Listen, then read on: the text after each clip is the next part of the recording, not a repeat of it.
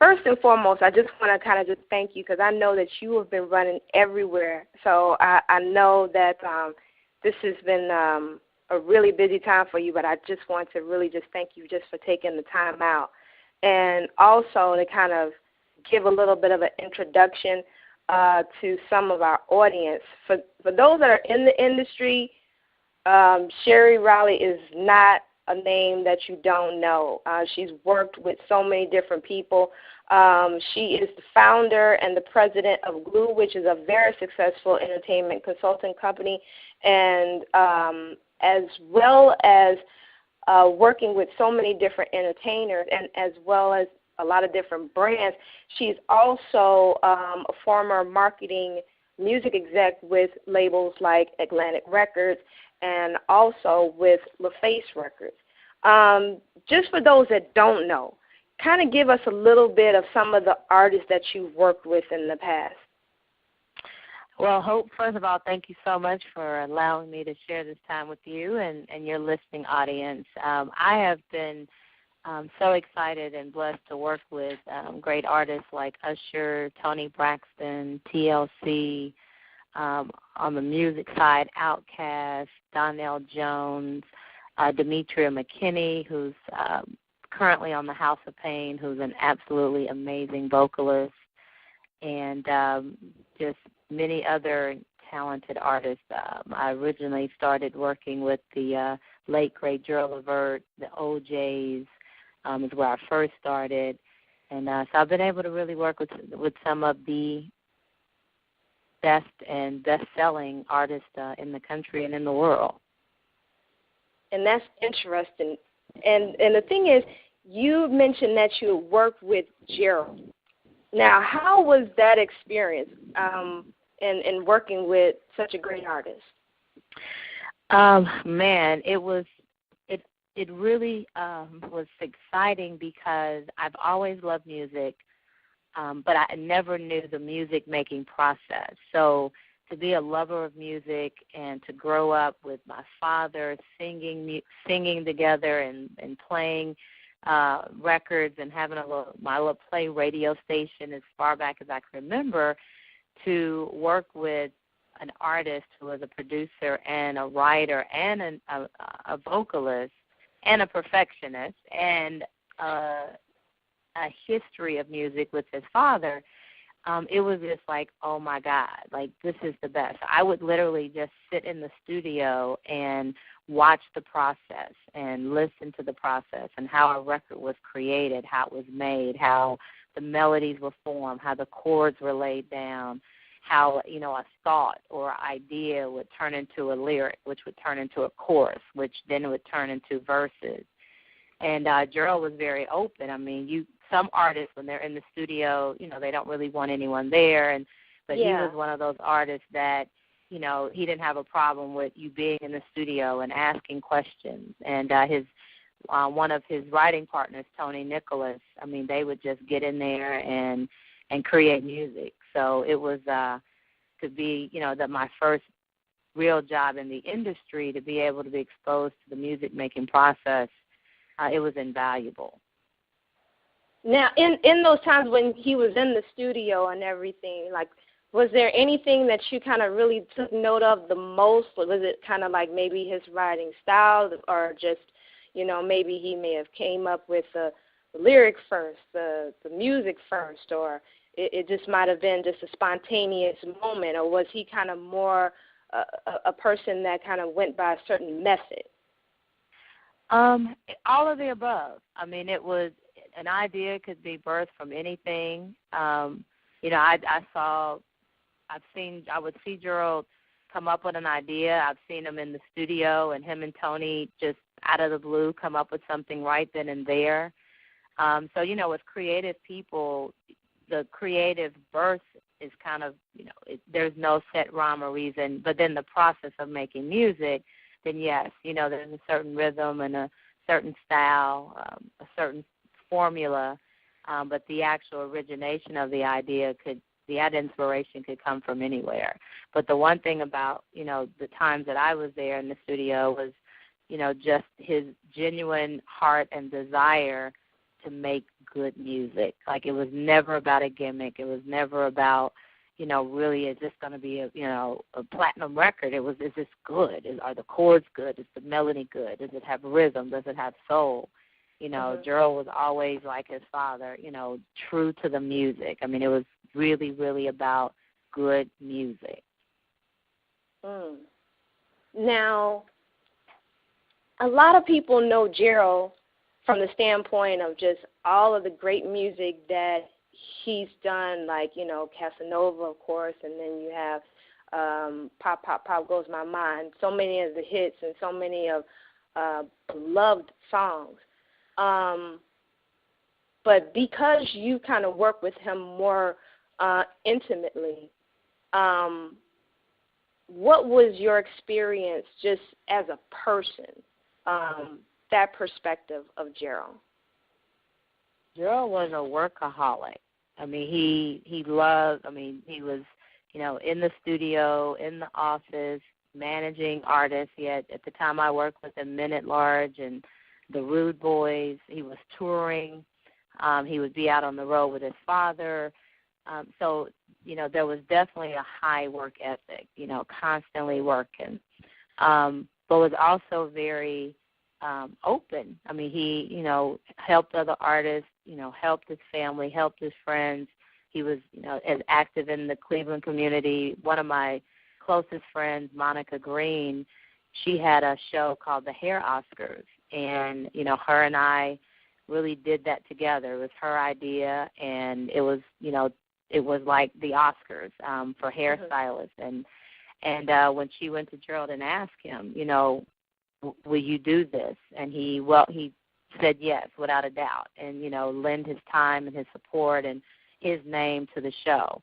And, so when he could, he would do that. And so, I mean, he was definitely someone that was always wanting and willing to help. I mean, when I first met him, I introduced myself because I was trying to get him to introduce me to Sylvia Rowe. Like, that was my whole focus. And, the fact that he even stopped and was like, well, what do you do? And, was genuinely concerned, well, what do you do? And you do marketing. And, we're looking for someone in marketing. And, so that was just his nature. Like, what could he do to help? And, that's pretty consistent with when you talk to other artists that he worked with. He was just always very jovial, but he worked hard. He definitely worked hard. I mean, you don't see that a lot within the business. I mean, because usually it's kind of like everybody's kind of going for themselves and everything of that sort. And kind of when you see that type of manner, that type of giving, it has to be something that really stands out. Yeah, and other artists respected Gerald because,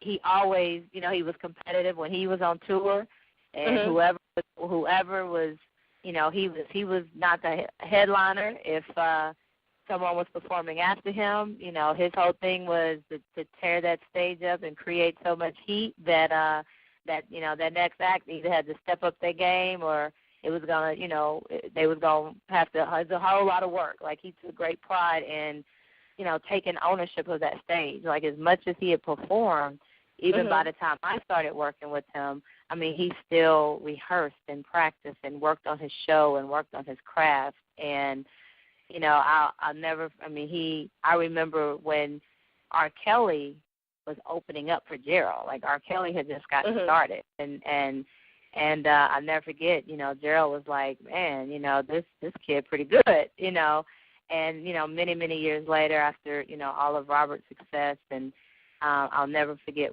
Gerald was doing a collaboration with R. Kelly, and the fact that, early in his career, Gerald's whole thing was, supporting this young artist, and then many years later, they were still collaborating, and the fact that, an established artist like Gerald, took that time for a young up-and-coming artist, I mean, that's what established something that later on they were able to work together and continue to grow that type of relationship. So, and that was, true of so many artists, but it was always a friendly competition. When it came to that stage, it was, it was definitely a friendly competition of him going out working hard to make whoever else, had to get on that stage, work even harder if they wanted to do better. And see, I like that. I respect that. I think it always should be some type of, friendly competition. It kind of motivates everybody to be better. Yeah. So you got to bring your A game. You're gonna be on the bill. You got to bring your A game. And I mean, especially with so many of the things. I mean, him and his father and just bringing all of that, just what he does and so many things that his father did. I can just only yeah, and I can only imagine.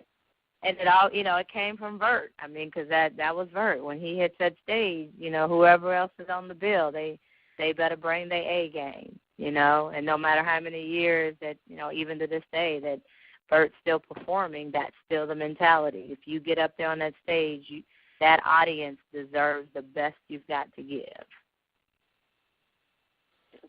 Now, one thing that I have heard from just, various different people is Gerald's, big, larger-than-life sense of humor.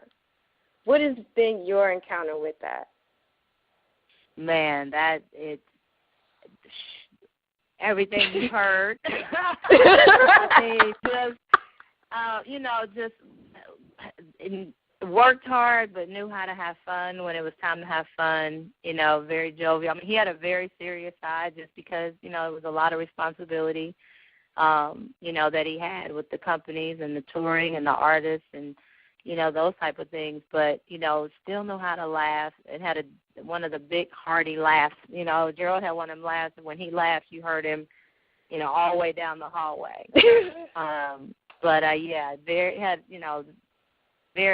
Had that personality that, when it was time to release and have some fun and laugh, was able to do that too. So, yeah, definitely had, was one of those people that would laugh and have a good time. Now, it is, I'm trying to think, because it's been, I can't think of how long it's been, but he was 40 when he passed away, I think. 39. He was 39. Yeah, I think he would have been 40 that following July. Wow. And I think either he was 40, getting ready to turn 41, or he was 30. No, I can tell you exactly when it was because I was getting ready to have my daughter. It was 2006. So Gerald's a year older than me, and I was 39 when I had Dominique. So he was 40, getting ready to turn 41. 41.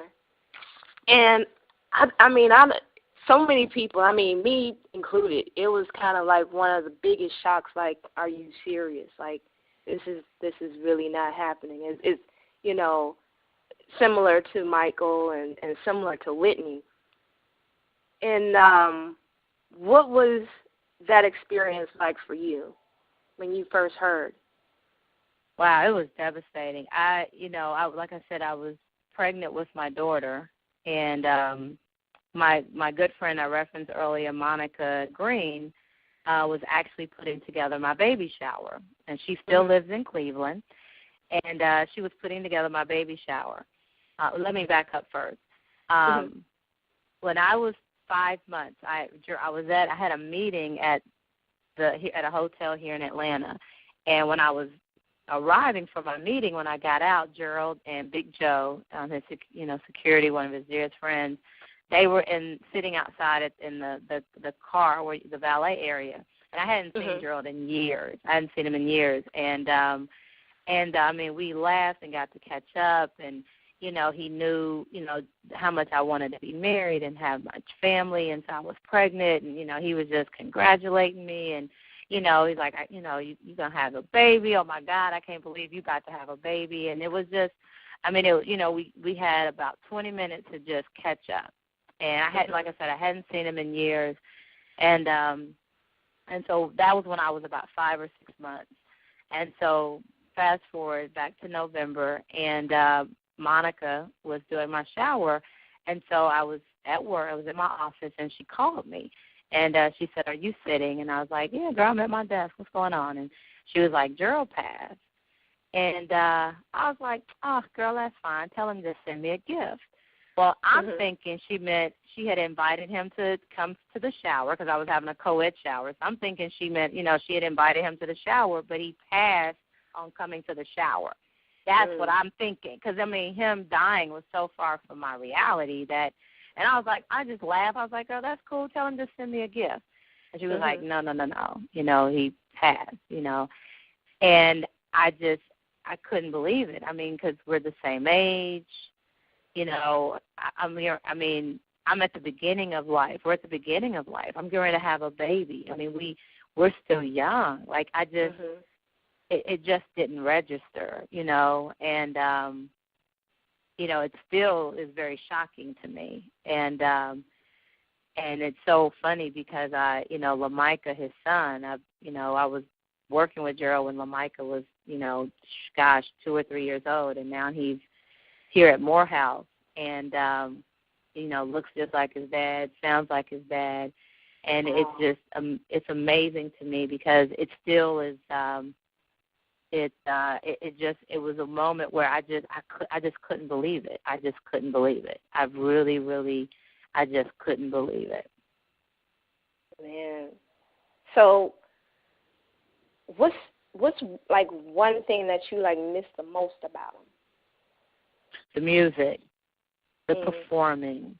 Every time there's an award show, to this day, every time there's a Soul Train or a BET Awards and our BET Honors, to this day, these, few years later, I'm still looking for Gerald to come out to do a tribute.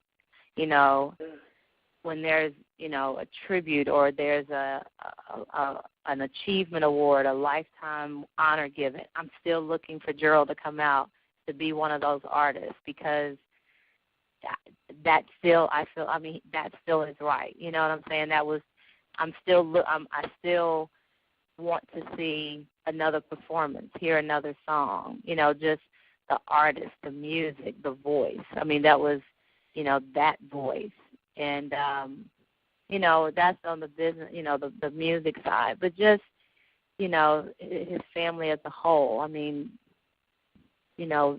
When I had just graduated from college when I started working with Gerald. And so, his baby sister, Candy, I've watched her grow up. I've watched her have children and her children grow. And, so there's, to this day when I see Vert, I was a young kid out of college when, I'm getting life lessons from the legendary Eddie Levert. When my dad passed, his cousins, they, called me, they sent me flowers. There's still a family bond there. And so, definitely the music, but just the person, the laugh, the joking, the big personality, all of that is just missed. Man. I'm kind of stunned. Not stunned, I should say. It's just kind of because when you really think about it and you just talk about just his gift and his artistry and how much he's missed in that, and how a part of music is kind of like it's that spirit. It's really something when I really just think about it. And even though Gerald is no longer here, and with everything that you've experienced, just your relationship with him, what do you think that new artists, can take away from his legacy?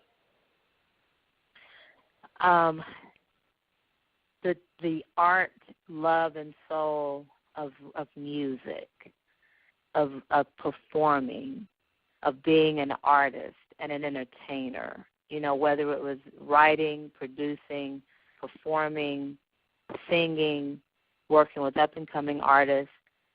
Gerald went at it with the same mindset of the soul of the music. It's all about the music. Him and Eddie taught me very early, a hit is a hit is a hit, meaning at the end of the day, everything about it should live and die with the music.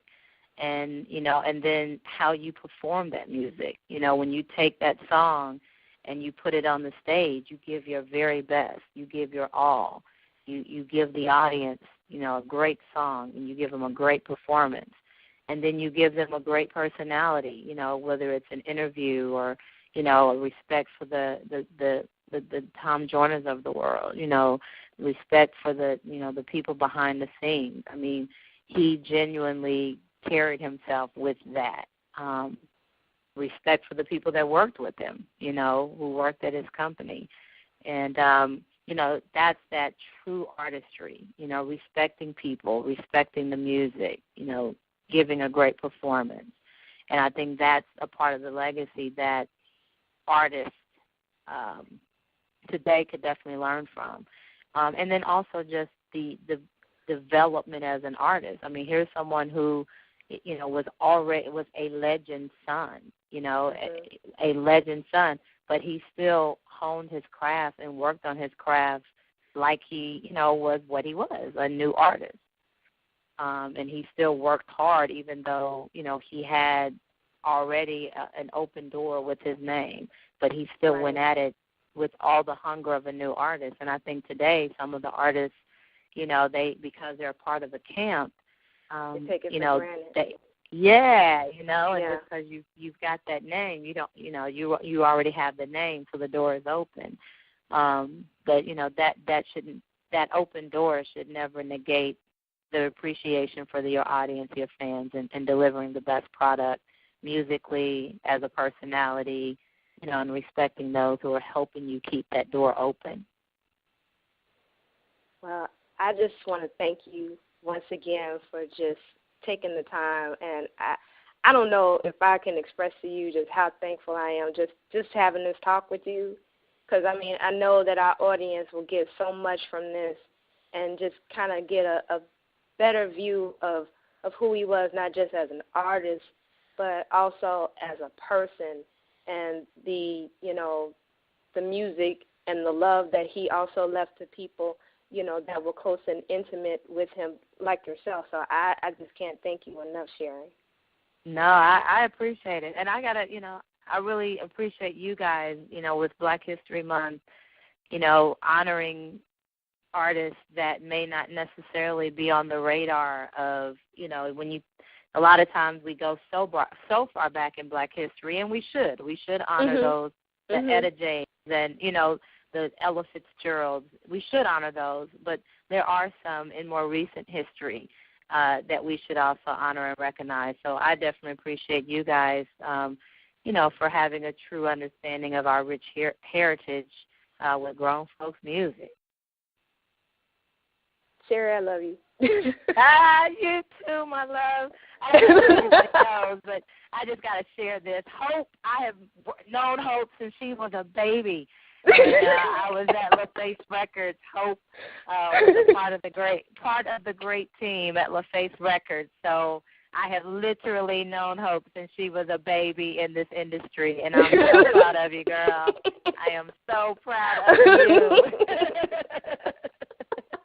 I'm getting all blushing and stuff. I have grown and watched you grow, and I am excited to say that I've been able to watch you really grow up. And I'm not the only one. There have been many people you've helped grow. many. Your seeds are out there. Yeah, and that is what I'm most proud of when people ask me, like, Sheri, what are you? You've done some great things, but what are you most proud of? And without question, without hesitation, it really is that. It's the individuals that I've been able to help mentor and help able to provide advice and be an ear to hear and hopefully a word of wisdom as needed, and doors that I can open. And you're definitely one of those that I've been able to pour into, and that is my number one accomplishment to date, is all of those individuals that I've been so blessed and lucky to be a part of their journey.